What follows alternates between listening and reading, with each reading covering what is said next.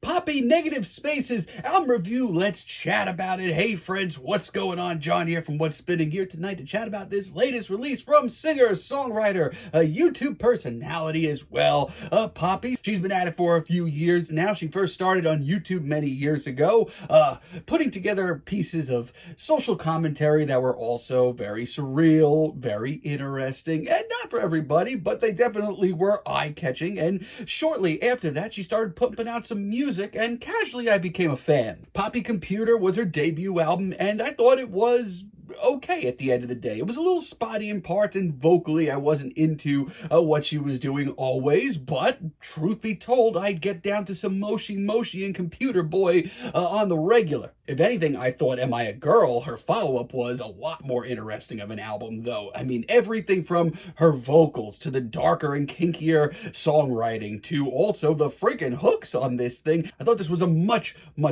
more consistent project. Now, 2020 showed Poppy starting to branch out a little, so to speak, definitely with some heavier genres with I Disagree, and a lot of people liked this thing. I wasn't one of them. I mean, sure, tracks like Fill the Crown and Concrete actually came off really well, and I definitely saluted her for trying something different. But for me, I've always thought this record was, I don't know, a little sloppy at times. I was personally much more into Flux. This was easily my favorite thing that Poppy had done up until this point. It was darker, the synths were heavier as well. It was also a little grimy, while remaining still a pop album at heart. It very quickly became my favorite thing that she's done. Now, last year, we got her Zig record, and I'm gonna be honest, I thought this was pretty much a miss. I mean, yeah, we got some pretty decent bangers halfway through the record, but overall, this was really directionless, shockingly so. Now, this may come as a surprise to y'all. I've actually been super hyped for this project, mostly because I've personally really enjoyed the singles quite a bit leading up to this thing, and you know what? And honestly, color me shocked, I think this is Poppy's best record. This album kicks off with Have You Had Enough, and I think that this is a hell of an intro. Poppy has toyed with heavier genres of rock for the last few years now, but 20 seconds in, and I already feel like she's so much more confident in this sound. Her performance is amped, and this chugging riff somehow isn't the cheesiest thing that I've heard this year. It's actually pretty exciting. If anything, this track really amps me up for the rest of this record. And her screams, honestly, are really well done as well. This is a great intro. Then we have The Cost of Giving Up, and I'm not gonna front, I love this as a single. And yes, is there a level of nostalgia to that? Probably. A lot of the sounds on this record deal with the rock sounds that I grew up with, the sort of new metal and alternative metal of the early 2000s. But I cannot tell you how well Poppy does with that. Dare I say she brings some fresh ideas to the table when it comes to this. It's pretty epic and mysterious. This, to me, for a sound from Poppy, seems to be a sweet spot. The chorus is also gigantic. Do not be shocked to see this in my top 50 singles of the year.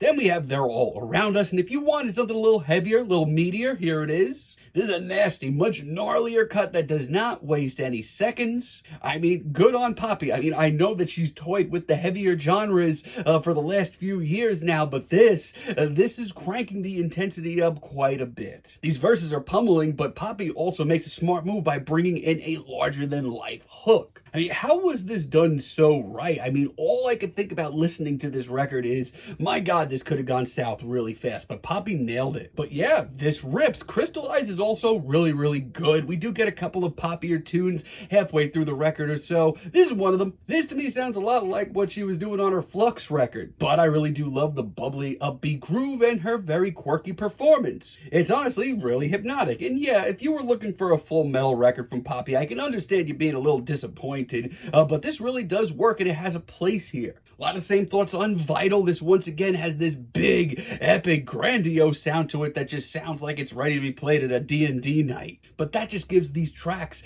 so much more legroom, so much more room to stand on. The driving riff is great, the hook is explosive, and Poppy once again sounds really confident. Good on this record. I mean, the whole first half is pretty damn impressive. For me, this is the closest thing that Poppy has sounded to a sort of home-based sound. Now, there are a couple of awkward moments and interludes like Yesterday. I mean, this is just so frustrating. Like, what does this add to the record? It certainly doesn't add anything for me, and it adds even less for Poppy. The center's falling out later on. I mean, of all of the metal and metalcore leaning tracks on this record, this one misses the mark. Listen, kudos to how heavy this is. That's not a problem in my book. No, my issue is that all of a sudden there is no personality in sight. Instantly, this doesn't sound like Poppy Confident. This doesn't even sound like a Poppy album. This sounds rehashed and reused. The Hey There interlude also really doesn't rub me the right way. I mean, I do like how surreal and mysterious and hard to place this track is. But I do feel like, once again, it really wasn't necessary. It just kind of muffs things up a little bit.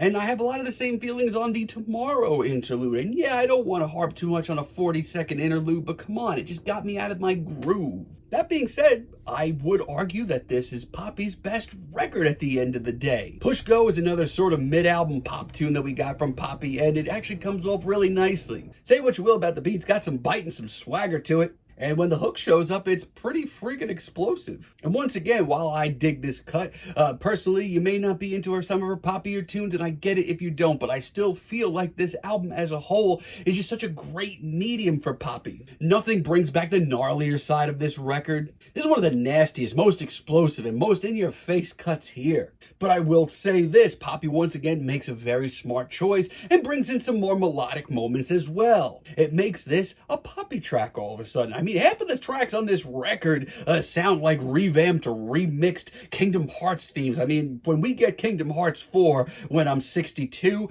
honestly, Poppy should be doing the theme for it. Negative Spaces, this album's title track, it's actually my favorite deep cut. I love how beefy this riff is and just how legitimately cool Poppy's performance is. I love so much about this track, especially that big fist in the air chorus that almost sounds like some classic AFI. It's definitely anthemic, and personally, I'm not pissed about that. If this is a sound that she wants to stick with, I'm all for it. I mean, personally, I'd like to hear a little something more concept-driven. I think that'd be really interesting to see Poppy take care of, but for right now, I'm very happy. Personally, I did need to sit with Surviving on Defiance a little bit. It's dreamy, it's bubbly, it's hazy, it's a big risk for this record. But honestly, it works. I'd take this over any of the weird interlude tracks that we've gotten on this record. I also really love Poppy's performance here, even if it is one of her sweeter and more bubbly performances. There are some heavier moments as well. It's a great track. And New Way Out is just another really great single. The beefy riff, her commanding performance, Poppy sounds at home. And yeah, this is genuinely a sound that I thought was very much dead, and for good reasons. But man, is it ever good. I mean, every time this hook rolls around, I cannot contain it within myself. Good on her, and Halo as a finale, really impressive. One of my favorite deep cuts here. It's almost got some dreary down-tempo or trip-hop vibes, and yeah, I want to hear more of that. As far as a heavy finale, or even a metal finale, but it's a very emotional finale, and it's one that sounds like it's right at home. Like listening to this album, I felt like I was